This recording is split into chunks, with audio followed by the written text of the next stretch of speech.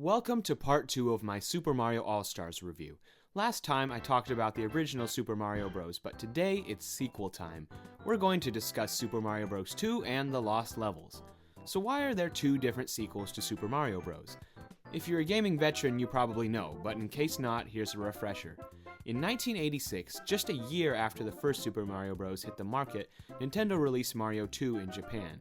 Since they only had a year to develop the game, it was pretty much a retread of the first Mario, just way harder. It had a few enemy and power-up changes, but the main difference was level complexity and difficulty.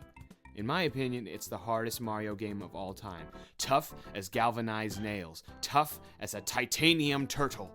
In fact, it was so hard that Nintendo didn't release it in the West. I'm serious. Nintendo of America was afraid it wouldn't sell well. But they needed to pump out something. There was a huge demand from those little 8-bit kiddies in America. So Nintendo took a Japanese-only game, Doki Panic, and turned it into an American version of Super Mario Bros. In 1988. Doki Panic was an Arabian game with an Aladdin-looking guy and his family going on an adventure. It was a pretty creative game for the time, with lots of vertical levels and 4 playable characters, who got morphed into Mario characters for Super Mario Bros. 2. The turbaned hero, Imogen, became Mario. Imogen's sister became Princess Toadstool. His dad became Toad. And get this, his mom became Luigi. Isn't that sad? As if Luigi needed another kick to his self-esteem after living in Mario's shadow for his whole life. Mama Luigi! Anyway, people like to argue over if this is a real Mario game. I don't like naysayers on this debate. For me, it's a real Mario game through and through, no matter what roots it had. It may be a black sheep, but it's a sheep that's worth our time. Let's get down to gaming. Super Mario Bros. 2 begins with Mario falling out of the sky and landing on a weird grassy hill. If you're new, the first shocker you'll get is the combat system. No longer can you jump on the enemies and squish them with your frumpy plumber weight. Now you can only kill them by throwing objects or chucking bad guys at each other. There's no more Goombas or turtles in this game, which is kind of lame. But there are Shy Guys, Sniffits, and Bob-Ombs, who became regular entries in the series. Play any Mario sports game now and you'll see a ton of the little masked buggers. And if you've been playing a ton of other Mario games and you're sick of them, you might find the enemies here refreshing. Even though this was a recreated version of a random Japanese game, it has a lot of classic Mario features added in, like the mushroom. You can still get the Super Mushroom, which makes you bigger and able to take an extra hit. In fact, you can stack the effects by getting more mushrooms, which increases your amount of hearts. This is the only Mario game to date that uses a heart system for health, and it's pretty cool. I just wish you could keep the hearts between levels. This is one of those games that scrubs your power-ups clean every time you move on. Kind of like how you lose Yoshi in New Super Mario Bros. Wii at the end of every level. Probably the most unique thing about Super Mario Bros. 2 is its character selection. This is one of the only Mario games where you can select multiple characters every level.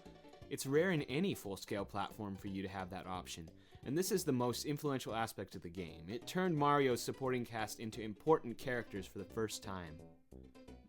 While Mario isn't anything special, he's just a balanced character.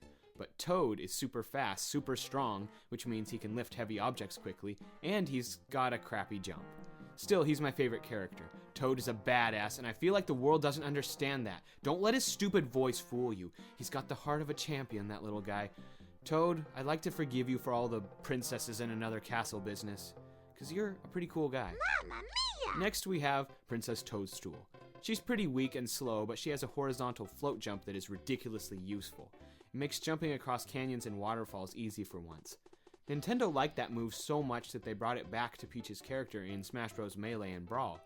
And she'll have it in the new 3D Mario game coming soon on the Wii U. This was Peach's greatest role in Nintendo history, I'm serious. Her actual DS game where you play as her was a disaster. It had the double insult of somehow being sexist and boring. No, her real time to shine was here in Super Mario Bros. 2, where she's an equal to the brothers. There's no big fuss about her being a female adventurer, she's just a normal person with strengths and weaknesses.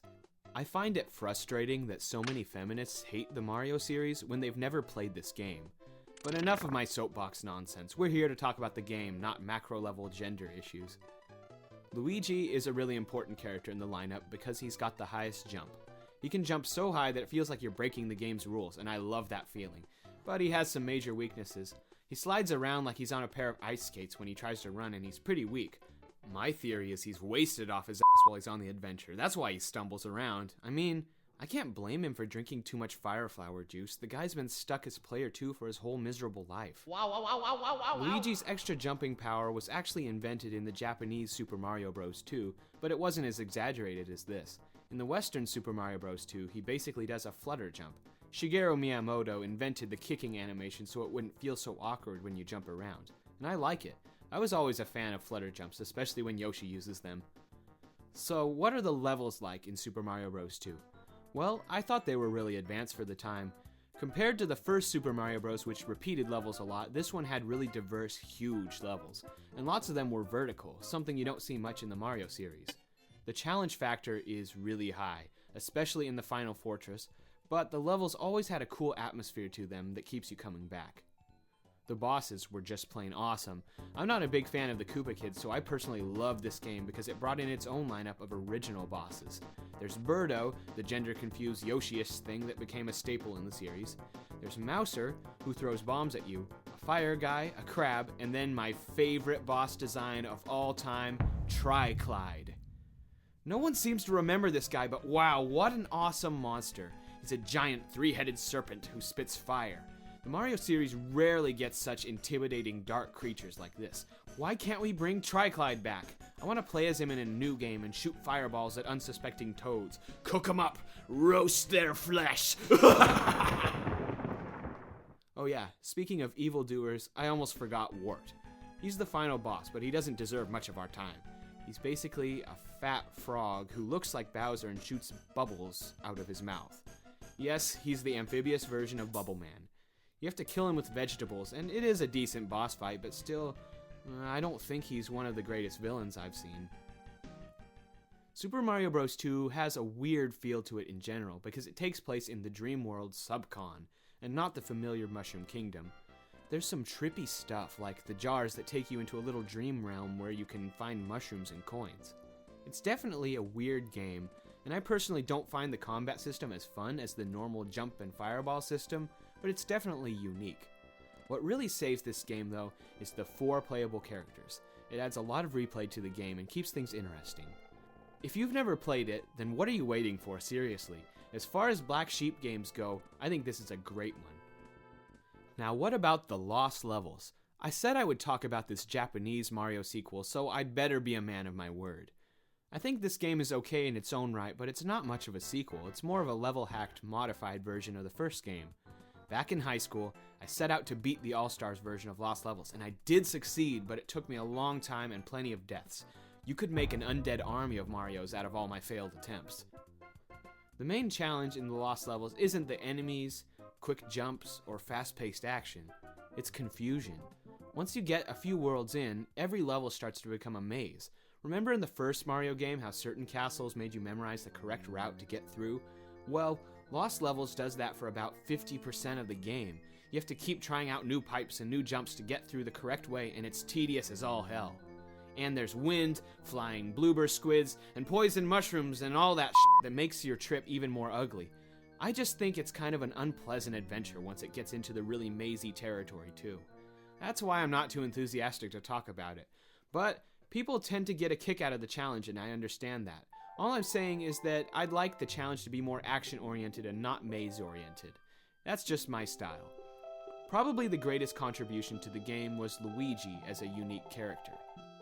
He's more slippery than Mario, but he has a higher jump.